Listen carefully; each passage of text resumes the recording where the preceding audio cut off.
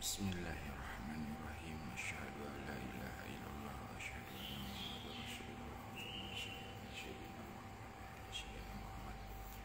Ya Allah, bimbinglah jiwa kepadamu menyampaikan.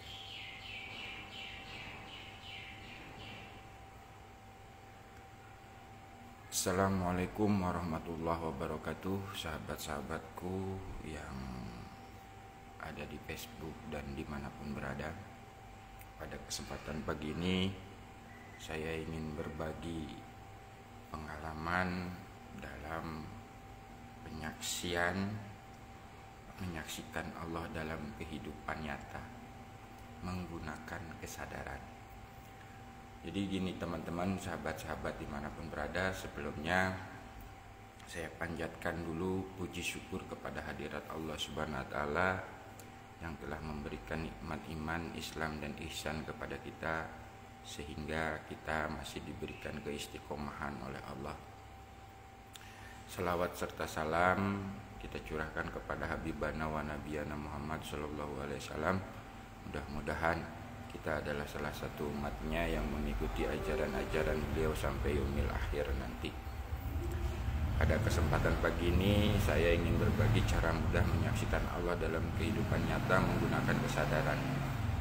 Nah, kesadaran di sini terbagi 3, yaitu kesadaran jasad, kesadaran jiwa, dan kesadaran ruh.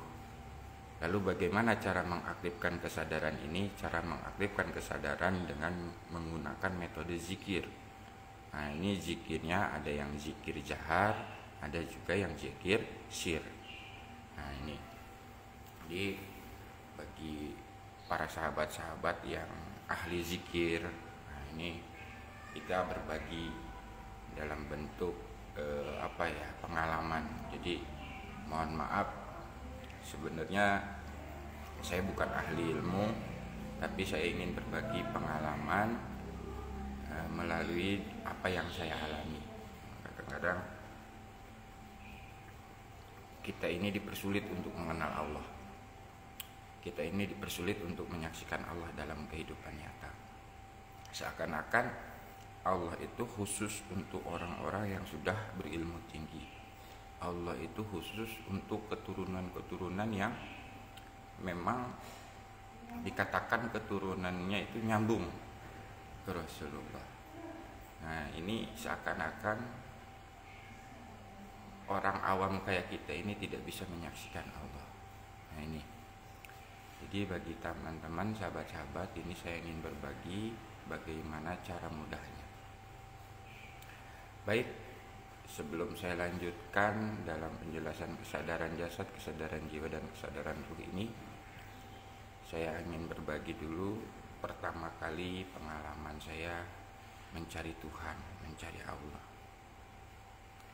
Memang di saat kita mencari Allah ini menggunakan mata lahiriah kita, tentu saja kita tidak akan menemukan Allah yang nyata wujud berbentuk seperti makhluk. Nah, disinilah ada keraguan, ada kekecewaan di saat menggunakan mata lahiriah kita mencari Allah. Nah, kegundahan dan kegelisahan itu akhirnya membuat diri saya ini semakin ingin mengenal Allah, ingin menyaksikan Allah. Nah, singkat cerita, ada suatu malam saya merenung di dalam kamar, lalu berkomunikasi dengan Allah dalam hati. Ya Allah, sesungguhnya Engkau ini ada atau tidak ya Allah? Karena selama ini diriku mengenal Engkau hanya katanya ya Allah, kata Pak Ustadz, kata orang tua, kata nenek kakek saya ya Allah. Bimbinglah hamba-Mu ini ya Allah, kalau memang Engkau memang ada ya Allah. Bagaimana cara hamba untuk menyaksikan Engkau dalam kehidupan nyata ya Allah? Nah, setelah ada obrolan dalam hati itu kepada Allah, tiba-tiba memang Allah membimbing tangan saya mengetik cara cepat ketemu Allah di sebuah channel YouTube. Nah, di situ ditunjukkanlah oleh Allah sebuah metode zikir napas sadar Allah. Nah, setelah saya pelajari zikir napas sadar Allah ini memang tujuannya ingin mengenal Allah, kembali kepada Allah. Nah, setelah dapat metodenya, tentu saya berpikir juga, apakah tanpa ada guru bisa tersesat? Karena apa? Doktrin kita dari dulu sampai sekarang yang kita sering dengar, kalau kita ingin mengenal Allah tanpa guru, maka gurunya setan. Kalau ingin mengenal Allah tanpa guru, maka akan gila. Nah, ini mindset seperti ini yang akhirnya membuat diri kita takut untuk mengenal Allah. Dan semua itu ternyata terpatahkan oleh saya, yang saya alami. Secara logikanya gini, analoginya gini. Tak kala kita berzikir memanggil asma Allah, masa yang datang setan? Ya kan? Masa di saat kita berzikir kepada Allah, masa kita akan gila, tidak waras? Nah, ini tidak sesuai dengan akal pikir saya jadinya. Nah, setelah itu makanya saya langsung berusaha mencoba, setelah mendapatkan metode zikir nafas ini, melakukan dengan sendiri tanpa ada pembimbing. Nah, memang awal pertama melakukan itu, nah itu sulit sekali karena di saat mau zikir pikiran ini nongol. Nah, jadi niatnya mau zikir tapi malah jadi mikir. Nah, itu malam pertama akhirnya gagal, saya tidak melakukan zikir karena terganggu dengan pikiran. Nah, karena saya masih penasaran, malam keduanya saya coba lagi. Memang betul, begitu zikir, mau zikir, itu bisikan-bisikan itu terdengar jelas di telinga. Sampai-sampai apa yang ditakutkan itu memang terjadi. Jadi di saat saya mau zikir, padahal udah sesuai dengan yang diajarkan dari video yang saya tonton itu. Jadi sebelum zikir itu istighfar, syahadat, sholawat, dan doa kepada Allah. Tapi ternyata malah datang bisikan-bisikan. Nah, di telinga itu terdengar jelas, seakan-akan ada yang bicara. Tanpa guru, gurunya setan. Tanpa guru kamu nanti gila. Dan tiba-tiba ada yang menyentuh wajah ini. Tapi begitu buka mata, tidak ada siapa-siapa. Nah, di sini suatu ketakutan terjadi. Wah, jangan-jangan ini ilmu tingkat tinggi.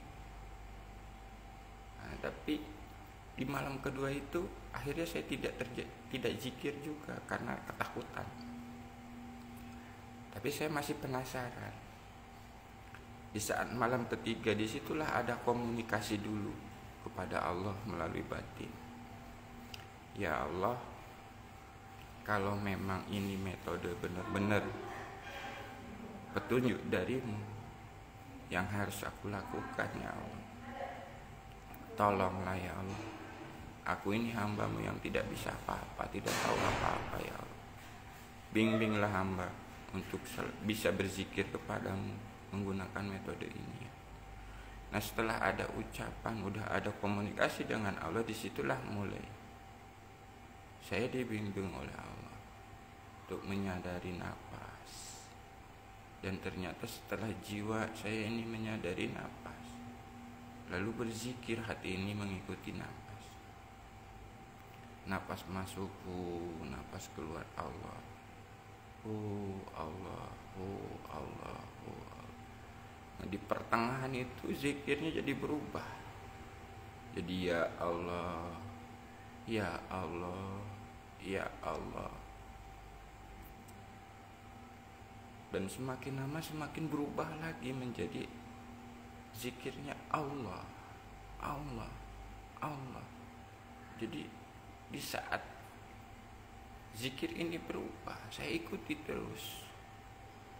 sampai benar-benar tidak ada lagi yang disebut, masuk ke wilayah yang sangat nyaman, tenang, dan gak bisa diceritakan dengan kata-kata tempatnya itu. Tapi saya menyadari, merasakan ketenangan itu tidak bisa, belum pernah saya rasakan selama saya seumur hidup saya. Nah, di saat keadaan ketenangan itu, masuk di wilayah ketenangan itu, disitulah mulai diaktifkan kesadaran menyaksikan Allah yang dekat. Seakan-akan, ya bukan seakan-akan, di situ menyadari diri ini ada di hadapan Allah, dipeluk Allah, dan disitulah diri ini berikrar, aku cinta kepadamu ya Allah. Nah, setelah proses itu, setelah disadarkan, ternyata saya duduk timbu selama 3 jam, tidak terasa saking nikmatnya. Nah, lalu disitulah Allah membimbing, memperkenalkan tentang diri, atau yang disebut tentang jiwa. Nah, dengan cara saya bertanya pada diri saya, hai diri yang menggerakkan tangan ini siapa? Jawabannya Allah. Hei diri yang mengalirkan darah dalam tubuh ini siapa? Jawabannya Allah. Hei diri yang mendetakkan jantung ini siapa? Jawabannya Allah. Nah, disitulah baru diri saya sadar, ternyata diri saya ini tidak bisa apa-apa, hanya dibisakan Allah. Nah, inilah mulai bentuk sebuah kesadaran diri, menyadari diri yang tidak bisa apa-apa, hanya dibisakan oleh Allah. Setelah mulai aktif kesadaran ini, disitulah mulai diproses oleh Allah. Nah, diproses oleh Allah dalam kehidupan, dari mulai cinta kita kepada istri, lalu cinta kita kepada anak, cinta kita kepada keluarga, cinta kita kepada harta, cinta kita kepada pekerjaan, cinta kita kepada saudara. Nah, itu diproses oleh Allah.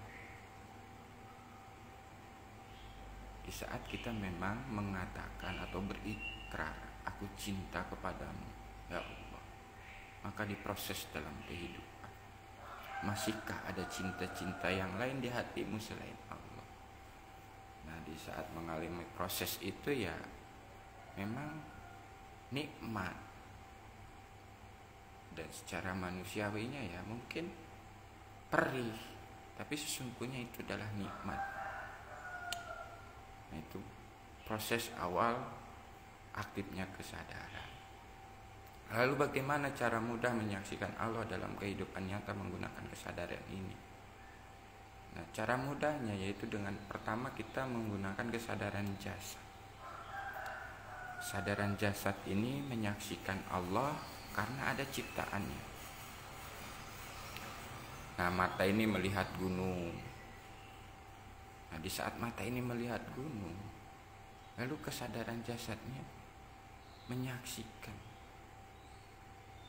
gunung ini ada karena adanya Allah. Nah, ini yang disebut menyaksikan menggunakan kesadaran jasad.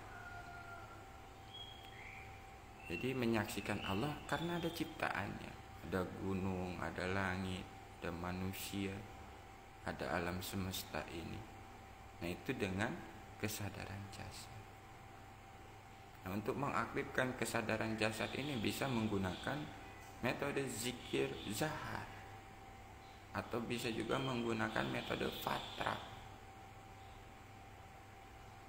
Ini untuk memahami kesadaran jasad, menyaksikan Allah dengan kesadaran jasad. Lalu kita naik level sedikit ke tingkat kedua menggunakan kesadaran jiwa. Nah, di saat menggunakan kesadaran jiwa kita, kita bisa menyaksikan Allah di sebalik ciptaannya. Kalau tadi itu dikarenakan ada ciptaannya, sekarang menyaksikan Allah di sebalik ciptaannya. Jadi kalau sudah aktif kesadaran jiwanya, bisa menyaksikan Allah di sebalik ciptaannya. Nah, di sini menyaksikan Allah yang laisa kamitslihi syai'un, yang tidak serupa dengan apapun, nyata jelas dalam kesadaran jiwanya. Seperti apa ya? Tidak seperti apa-apa.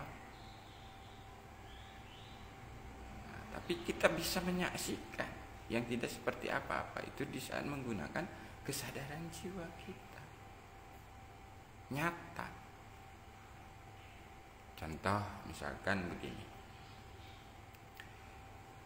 Di saat kita sebelum aktif kesadaran jiwa kita, masih dalam arti kata kesadaran jasad. Di saat kita makan makanan yang sekarang kita makan, itu dalam kesadaran jasad itu karena kita membeli, karena kita berusaha, karena kita mencari sehingga bisa makan. Tapi kalau dengan menggunakan kesadaran jiwa, di sini sudah menyaksikan sesungguhnya makanan yang kita makan ini adalah jaminan Allah. Karena di dalam kesadaran jiwanya menyaksikan bahwa jasad ini bergerak dengan kekuatan Allah, berusahanya dengan kekuatan Allah, sehingga jiwanya menyaksikan bahwa apa yang kita makan ini adalah jaminan dari Allah. Nah, ini kalau dengan kesadaran jiwa. Dan yang ketiga, menyaksikan Allah dengan kesadaran ruh. Nah, ini lebih nyata lagi. Kemanapun menghadap, disitulah wajah Allah. Kalau sudah masuk ke wilayah kesadaran ruh kita, kemanapun menghadap, disitulah wajah Allah. Tapi wajah Allah di sini bukan sama dengan wajah makhluk ciptaannya. Dan bisa nyata itu wajah Allah dalam kesadaran ruhnya, yang tidak seperti apa-apa, tapi nyata tersaksikan oleh kesadaran ruhnya. Nah, jadi ini teman-teman, sahabat-sahabat, kalau kita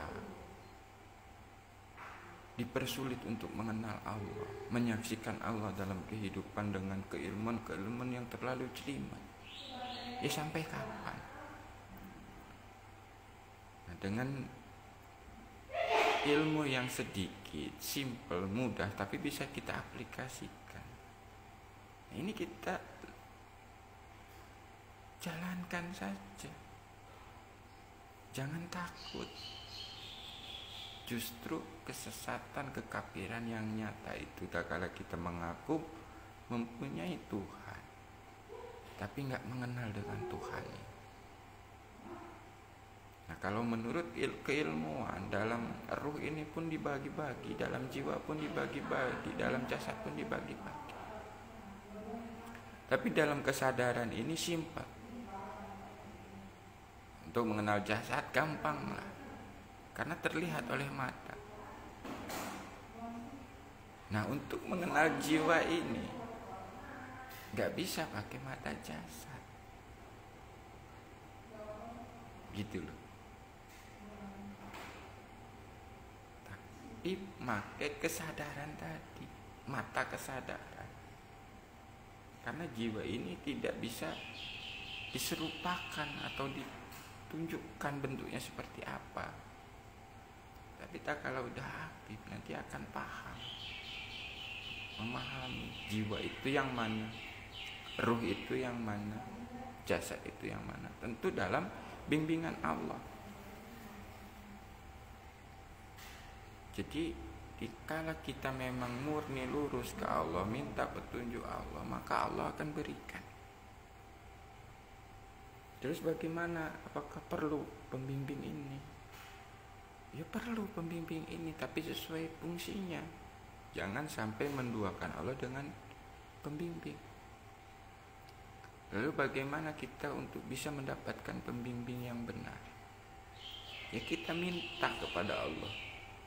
Ya Allah, berikanlah diri ini guru pembimbing dengan keilmuannya yang mengajarkan lurus kepadamu ya Allah. Dan Allah berikan. Karena apa itu saya sudah buktikan. Saya sudah buktikan sendiri, saya menyaksikan sendiri bagaimana Allah memberikan guru pembimbing datang ke rumah dengan keilmuan yang gak jelimet, simpel saja. Hanya lurus ke Allah. Sehingga Allah bukakan kemudahan dan keilmuan yang memang mudah kita aplikasikan dalam kehidupan. Jadi untuk menyaksikan Allah ini sebetulnya tidak sulit.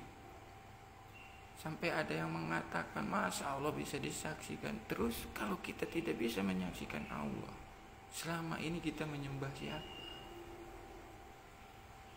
Di saat kita ibadah, sholat, kita menyembah sesuatu yang kita tidak ketahui, yang kita anggap Tuhan tapi tidak kenal Tuhannya itu yang mana. Nah ini adalah suatu kebodohan kita beragama. Sesungguhnya kita beragama itu harus mengenal Tuhannya yang kita sembah. Jangan hanya sekedar ikut-ikutan, jangan hanya sekedar keturunan. Dan memang kita harus berusaha mencari. Dan di saat kita sudah mencari, benar-benar ingin kembali kepada Allah, menyaksikan Allah dalam kehidupan nyata, pasti dibimbing. Tidak ada Allah itu menyia-nyiakan hambanya yang ingin kembali kepadanya. Pasti dibimbing. Jangan takut, saudara-saudara, sahabat-sahabat dimanapun berada. Memang kita ini sudah saatnya harus bisa menyaksikan Allah dalam kehidupan nyata dan tersaksikan oleh diri kita sendiri. Karena dalam penyaksian ini tidak bisa diwakili nantinya. Apakah pertanggungjawaban kita bisa wakilkan kepada mursyid kita, kepada guru kita? Tidak. Dalam pertanggungjawaban kita mempertanggungjawabkan kesaksian kita masing-masing. Nah, kalau kita tidak menjadi saksi yang benar, hanya menjadi saksi palsu, bagaimana nanti pertanggungjawaban kita? Nah, mumpung kita masih hidup di dunia ini, mari kita bersama-sama belajar untuk menjadi saksi Allah yang nyata, menyaksikan Allah dalam kehidupan. Dan di saat kita bersahadat, ikrar, asyhadu alla ilaha illallah wa asyhadu anna muhammadar rasulullah. Aku bersaksi tiada Tuhan selain Allah, dan aku bersaksi Muhammad itu adalah utusan Allah. Ini kesaksian ini harus benar-benar tersaksikan dalam kehidupan nyata. Jangan hanya sebuah ikrar kata-kata. Dan alhamdulillah, ternyata begitu menggunakan kesadaran, mudah menyaksikan Allah sebagai Tuhan dan mudah menyaksikan Rasulullah sebagai utusannya.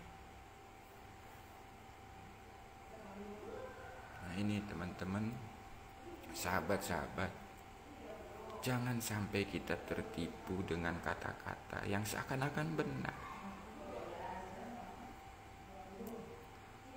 Banyak orang yang berilmu tapi mengatakan jangan kenal Allah, nanti kamu gila.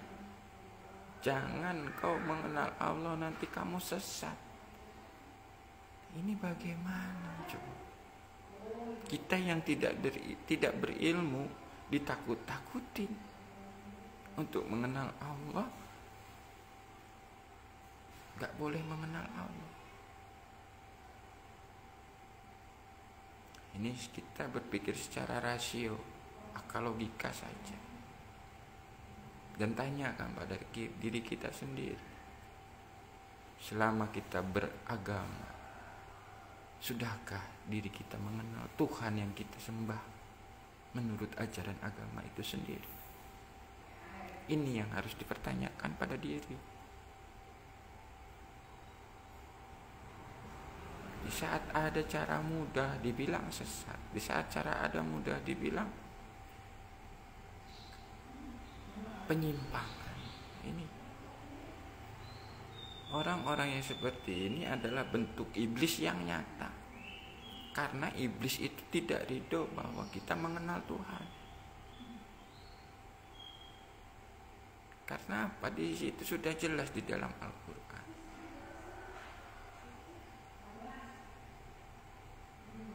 Obrolan iblis dengan Tuhan, dengan Allah. Dia akan menggoda umat cucu Adam untuk menjadikan temannya di neraka. Lalu Allah mengizinkan. Tapi dengan satu, yang bisa ikhlas dan sabar itu gak bisa digoda oleh iblis. Orang-orang yang sudah dimampukan sabar dan ikhlas oleh Allah tidak bisa lagi iblis menggodanya. Makanya kita tanyakan kepada diri kita, dalam beragama, dalam beribadah, kita sudah benar-benar ikhlas belum? Karena Allah belum. Kalau masih belum, di situ iblis cepat masuk. Dan iblis itu sangat pintar, pandai menipu kita dengan bungkus-bungkus secara seakan-akan benar.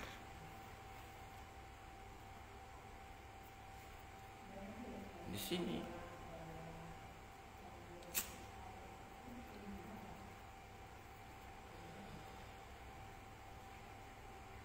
dan Allah akan memperkenalkan pada diri kita goib-goib yang sesungguhnya.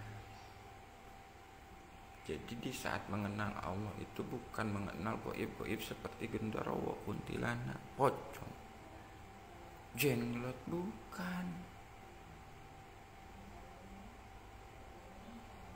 Tapi Allah akan memperkenalkan goib-goib yang ada dalam diri kita. Contohnya apa? Pikiran kita goib, perasaan kita goib, napas kita goib, ego kita goib, nafsu kita pun goib.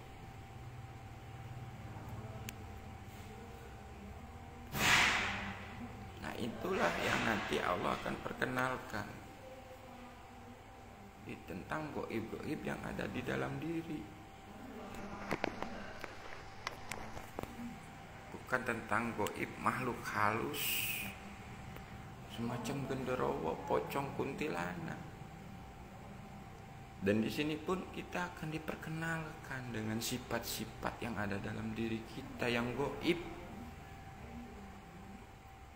Sifat Tuhan ada dalam diri kita. Sifat Nabi ada dalam diri kita. Sifat Rasul ada dalam diri kita. Sifat malaikat ada dalam diri kita. Sifat iblis, sifat setan, sifat hewani, sifat tumbuhan pun ada di dalam diri kita. Dan itu Allah akan perkenalkan tentang itu. Dan itu semua gaib, tidak terlihat oleh mata lahiri, tapi jelas dengan mata kesadaran, mata batiniah.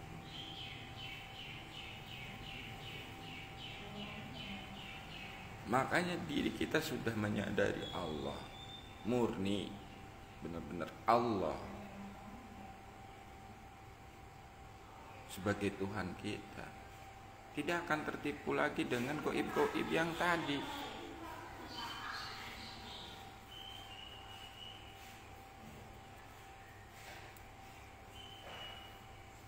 Tidak tertipu lagi dengan nafsu, dengan pikiran, dengan ilmu.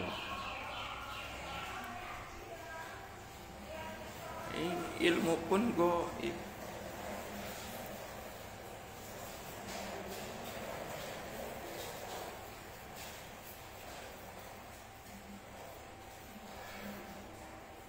Makanya tanda-tandanya kita sudah aktif kesadarannya itu. Yang pertama, kita bisa melihat yang tanpa ada wujud. Yang kedua, bisa mendengar tanpa ada suara. Yang ketiga, bisa membaca tanpa ada tulisan. Itulah ciri kesadaran kita sudah aktif.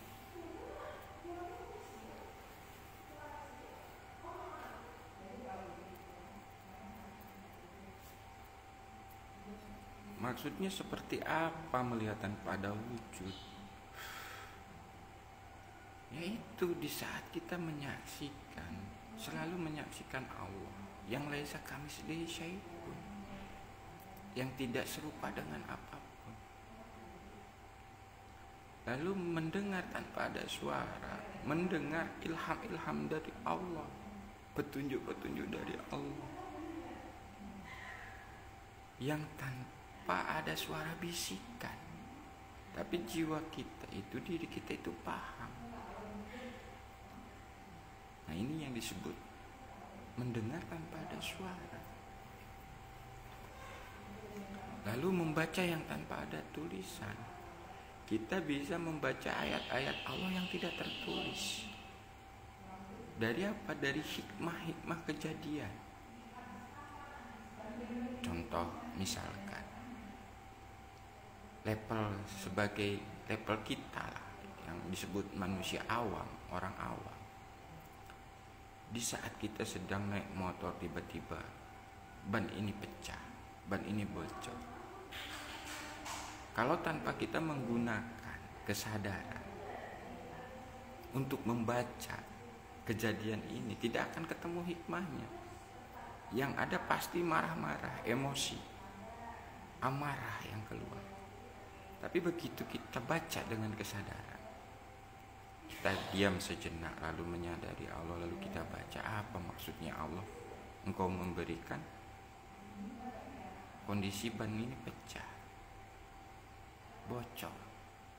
Ternyata begitu menggunakan kesadaran terbaca, oh sesungguhnya Allah menjadikan kita sebagai wakilnya untuk mengantar rezeki uang kepada tukang tambal ban. Nah, disitulah langsung sudah tidak ada lagi emosi, amarah, karena kita bisa membaca ayat Allah yang tidak tertulis itu. Nah, hikmah dari kejadian itu ternyata Allah menjadikan kita sebagai wakilnya untuk mengantarkan rezeki uang kepada tukang tambal ban. Itu contoh kecil. Jadi mengenal Allah itu bukan menjadi orang yang hebat, sakti, mandraguna dan tahu segalanya. Dan mengenal Allah itu bukan jadi orang yang bisa memberikan solusi-solusi permasalahan-permasalahan yang orang lain alami, bukan. Nah, ini kadang salah paham.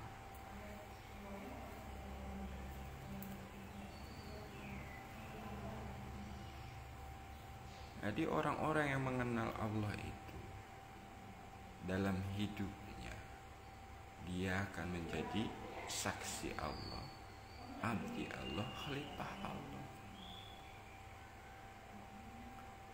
Dia akan memberikan sebuah solusi pun kalau diperintahkan Allah, bukan semaunya.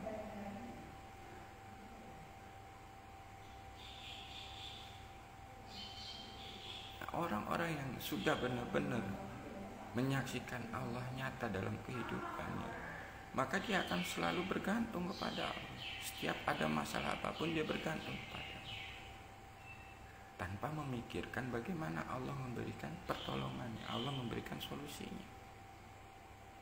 Tapi tak kala Allah memberikan solusinya, jiwanya menyaksikan bahwa itulah pertolongan Allah. Nah, dirinya ini menyaksikan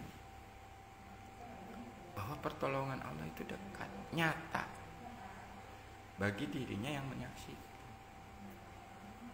Walaupun memang Allah itu memberi pertolongannya melalui makhluknya, tapi kita bisa menyaksikan Allahnya, tidak berhenti dengan makhluknya.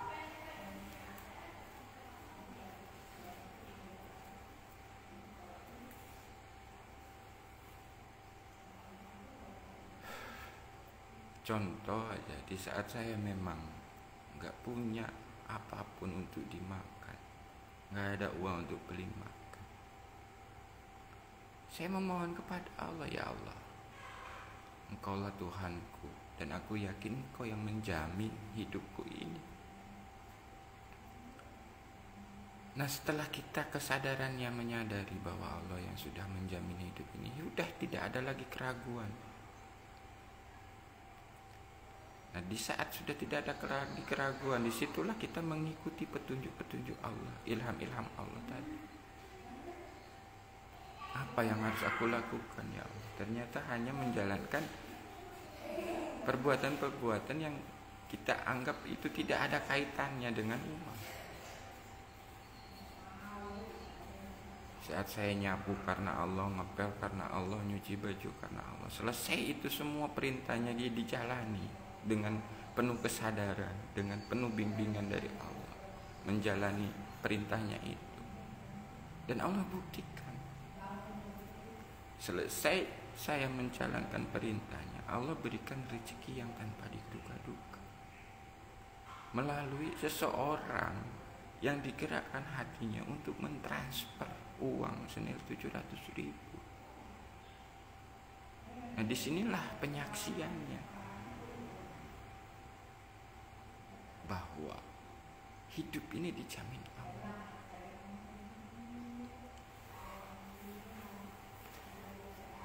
Jadi itu teman-teman, sahabat-sahabat dimanapun berada, menyaksikan ini bukan menyaksikan bentuk wujud secara lahiriah, tapi menyaksikan bentuk wujud nyata dalam kesadaran yang tidak serupa dengan apapun. Jadi menyaksikan sesuatu yang tidak serupa dengan apapun, gunakanlah kesadaran dirimu. Nah, disinilah sebetulnya sudah harus kita pahami, penyaksian ini harus nyata, agar tidak tertipu lagi dengan yang mengaku-mengaku mengatasnamakan Allah.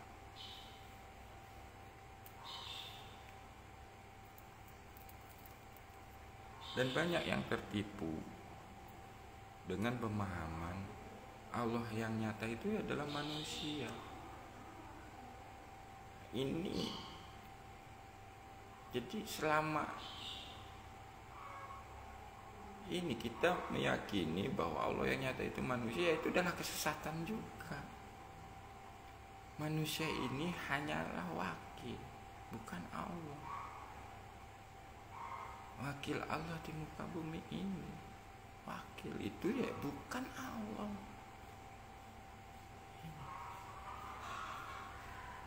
Jadi harus benar-benar. Makanya kalau bisa kita udah aktif kesadaran, kita bisa menyaksikan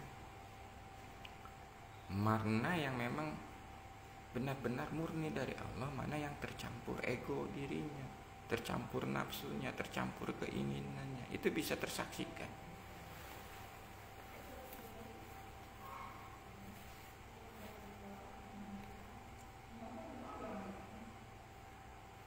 Terus ada juga yang mengatakan Allah itu tidak bisa dicapai dengan kesadaran.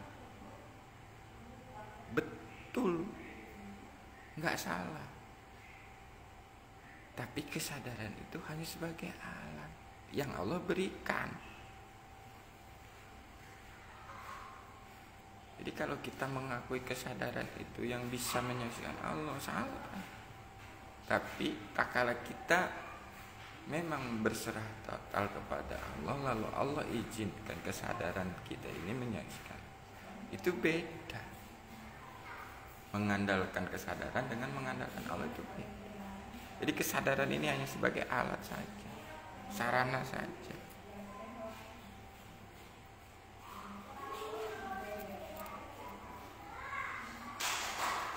Nah itu teman-teman. Makanya saya di sini hanya berbagi pengalaman agar kita itu bisa mengenal Tuhan kita dalam kehidupannya. Makanya ada yang mengatakan tak kala kita tidak bisa menyaksikan Allah dalam kehidupan nyata, maka di akhirat pun tidak bisa menyaksikan Allah. Di dunia saja tidak bertemu Allah, nanti di akhirat pun tidak bisa bertemu Allah. Nah ini, makanya kita wajib untuk berusaha bagaimana mencari jalan yang mudah semudah-mudahnya dan bisa kita aplikasikan dalam kehidupan. Selama ini mindset pikiran kita itu mengenal Allah itu sulit, mengenal Allah itu jelimet, mengenal Allah itu kayaknya nggak mungkin.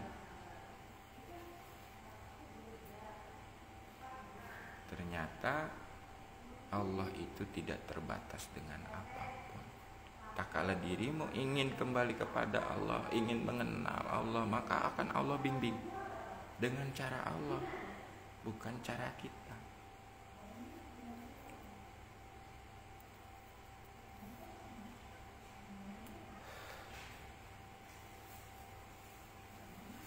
Jadi jangan takut. Tak kala memang ingin mengenal Allah, terus kita butuh guru, butuh mursyid, minta sama Allah. Jangan menggunakan kemampuan diri kita untuk mencari mursyid. Jangan gunakan kemampuan diri kita untuk mencari guru. Tapi berserah dirilah kepada Allah, mintalah kepada Allah guru pembimbing dan keilmuannya yang untuk mengajarkan kita selalu lurus ke Allah dan selalu menyaksikan Allah dalam kehidupan nyata. Disitulah nanti kita akan merasakan bagaimana bimbingan Allah dalam kehidupan. Karena tak kala kita masih sibuk dengan mencari keilmuan yang seakan-akan harus berilmu tinggi dulu,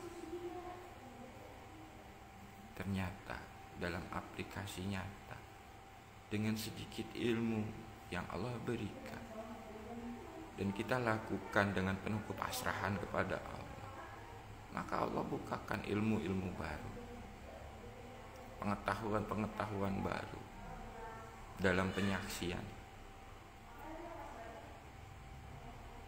Dan banyak teman-teman yang masih bingung menyaksikan Allah itu seperti apa, karena masih menggunakan penglihatan jasad, penglihatan lahiriah. Ini harus aktif, lahir dan batin. Kesadaran jasad itu kesadaran lahir, kesadaran jiwa dan kesadaran ruh ini adalah kesadaran batin. Ini harus aktif antara lahir dan batin. Kalau sudah aktif, maka akan menjadi saksi Allah yang benar-benar menyaksikan. Bukan hanya sekedar katanya. Menyaksikan kekuasaan Allah, menyaksikan kekuatan Allah, menyaksikan pertolongan Allah, menyaksikan Allah yang dekat. Itu benar-benar nyata tersaksikan. Lalu di saat menjadi abdi, beribadah kepada Allahnya itu benar-benar lillah. Tidak ada lagi harapan-harapan padilah, harapan-harapan pahala, harapan-harapan surga.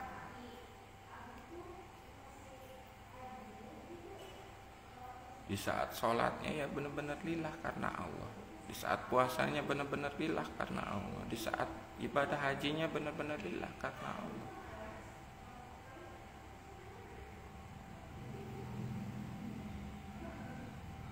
Nah di saat menjadi wakilnya pun ya benar-benar lillah juga karena Allah.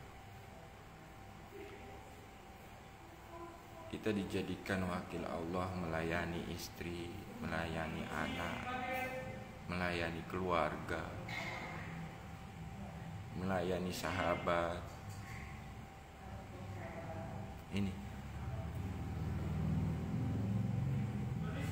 Jadi kita bisa menjadi sufi sesuai peran yang Allah berikan dalam kehidupan. Jangan berkecil hati. Mengenal Allah ini tidak perlu meninggalkan dunia ini, tetap di dunia ini. Karena dunia ini adalah fasilitas yang Allah berikan.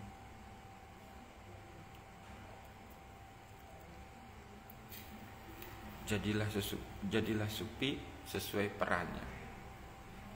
Kalau kita diperankan jadi pegawai, jadilah pegawai yang sadar Allah. Jadi pedaganglah yang sadar Allah. Jadi petanilah yang sadar Allah. Jadi terapislah yang sadar Allah.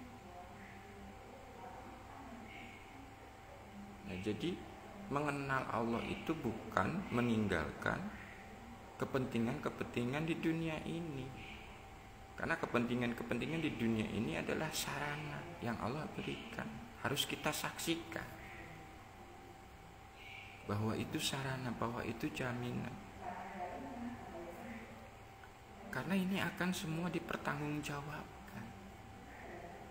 Makanya ada keterangan yang mengatakan harta kita itu akan dipertanyakan nanti, dipertanggungjawabkan nanti. Dipakai apa, dapatnya dari mana. Nah ini kalau tidak menyaksikan Allahnya.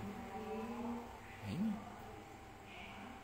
yang selama ini terjadi, kita punya harta benda, rumah, mobil mewah karena usaha saya, karena kerja keras saya.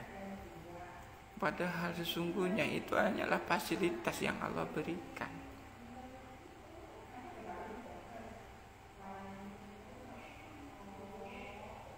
Kalau memang kita sudah benar-benar menyadari segala sesuatu yang ada di langit dan di bumi ini milik Allah,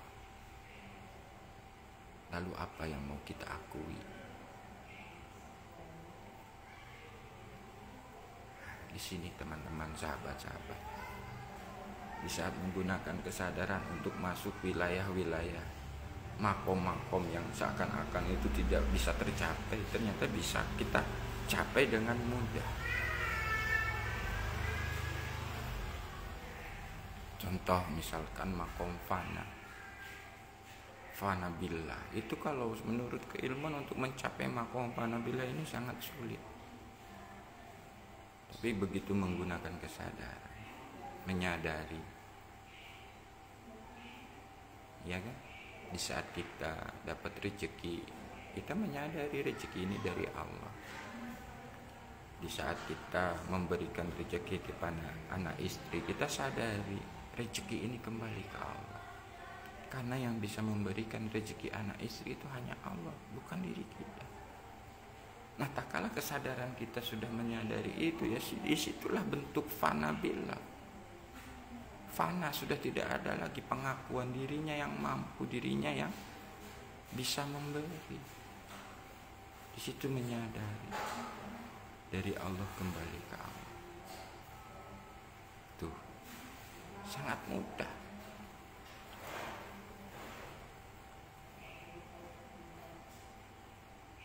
Lalu di saat kita ingin masuk ke wilayah Sibghatullah, ternyata tak kala jiwa kita sudah menyadari duduk di la haula wala quwata illa billah, ya sudah dalam sibghatullah, dalam celupan Allah. Dan menyadari dalam kehidupannya bergerak ini dengan kekuatan Allah, berpikir ini dengan kekuatan Allah, bekerja ini dengan kekuatan Allah, dan melakukan segala apapun aktivitas dalam kehidupannya, dirinya itu menyadari dengan kekuatan Allah. Nah, disitulah sudah masuk ke dalam celupan Allah. Jadi nggak jelimet.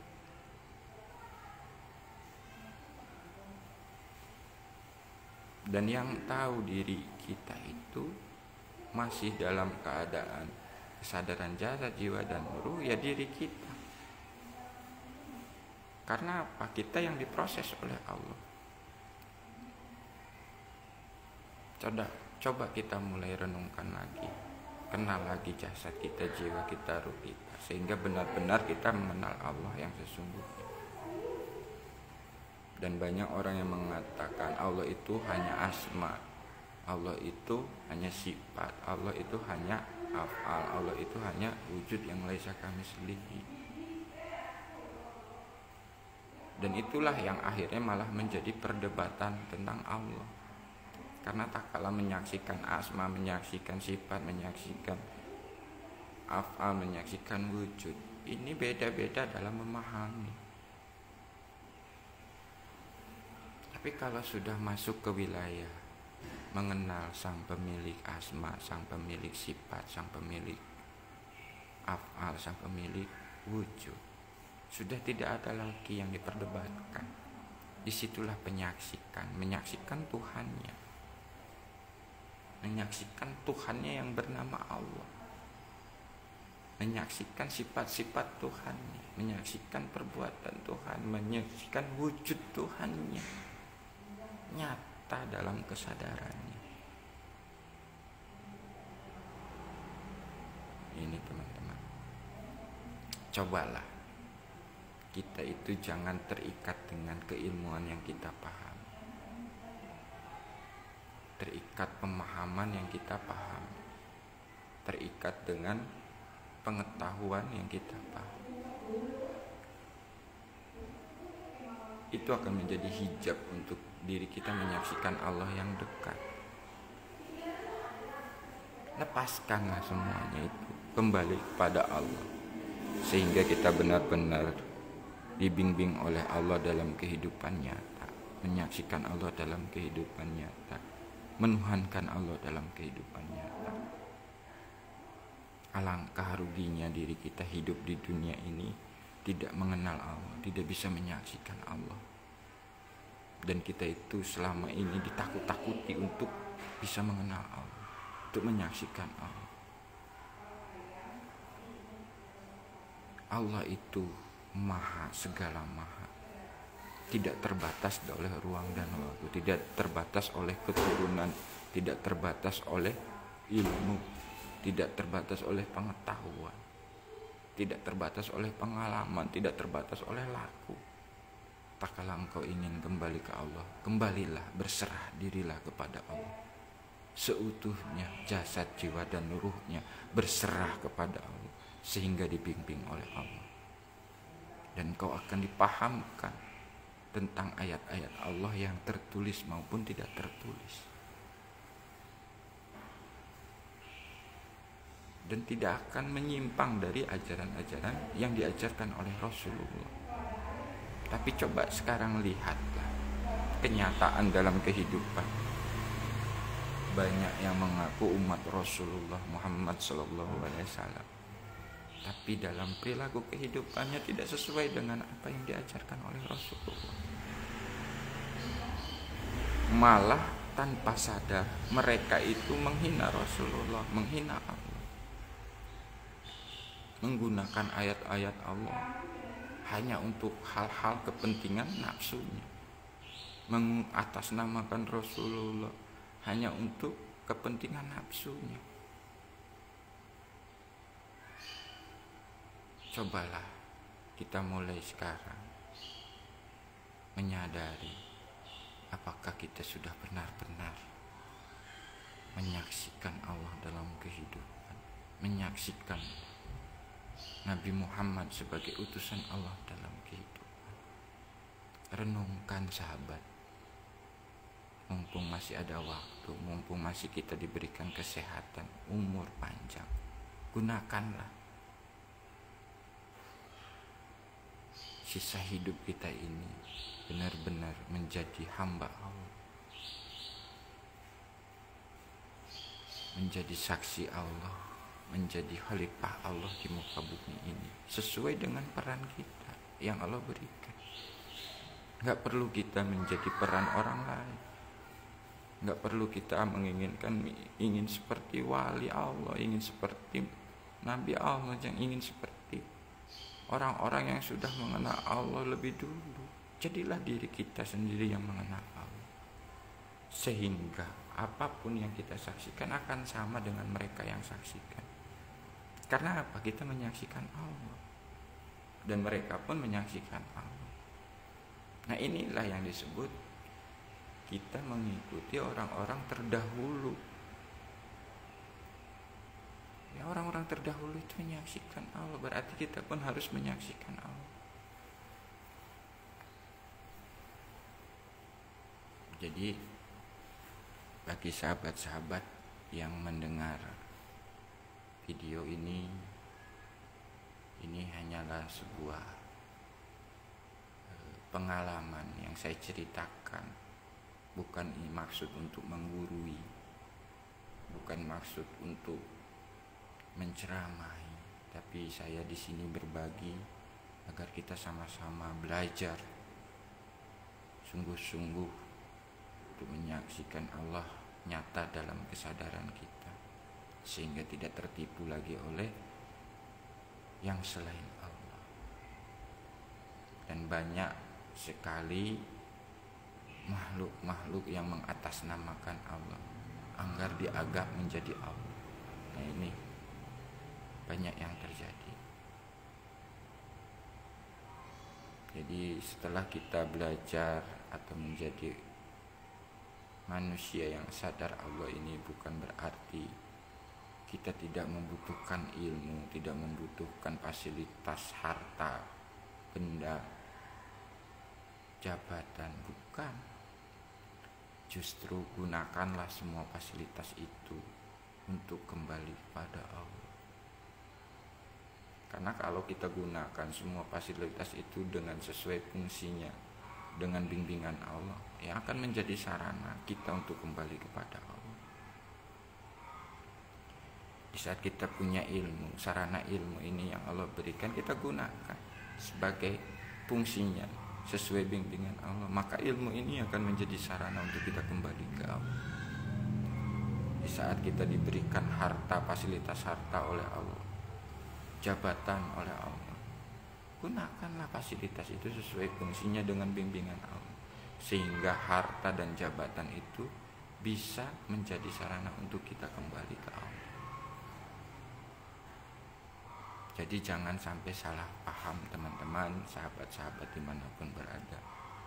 Mengenal Allah itu bukan berarti meninggalkan urusan dunia ini, karena hidup kita masih di dunia. Tetaplah berjalan sesuai perannya, dan jangan pernah kita merasa tidak bisa untuk menyaksikan Allah, karena itu prasangka yang akan menjadi hijab di dalam diri kita. Kalau kita sudah menyadari tidak bisa, mintalah bimbingan Allah. Ya Allah, bimbinglah hamba ini untuk menyaksikan Engkau dalam kehidupan nyata, ya Allah. Maka nanti akan diproses dan dibimbing oleh Allah dalam kehidupan nyata, untuk menyaksikan Allah yang nyata wujud dalam kesadarannya, bukan hanya sekedar katanya, tapi tersaksikan oleh dirinya.